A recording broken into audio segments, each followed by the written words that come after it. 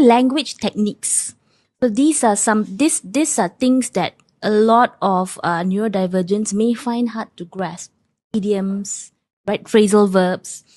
For example, kita ni kan suka bersindir bila bercakap. So bila kita bersindir dengan orang yang neurodivergent, mereka ambil sebagai literally. They take it literally. So for example, if a kid is walking in the middle of the road, you go like, hey, your father's road is it? And a neurodivergent would probably reply and say, no, this is a public road, right?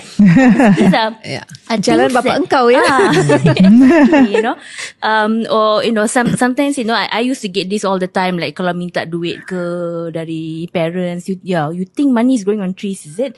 So things like this, which is very much part of our language dalam semua bahasa.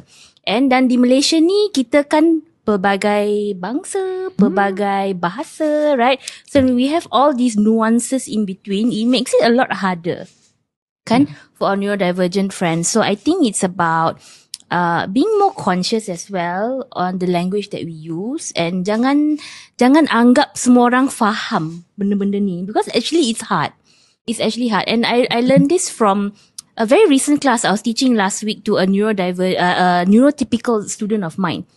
Dan dia ni sangat-sangat confident. Walaupun dia form 2 sekarang, tapi mak dia minta saya ajar dia either Singapore or IGCSE level. Dan setiap level yang saya bagi kepada pelajar ni, dia selalu cakap, it's so easy. Saya boleh buat.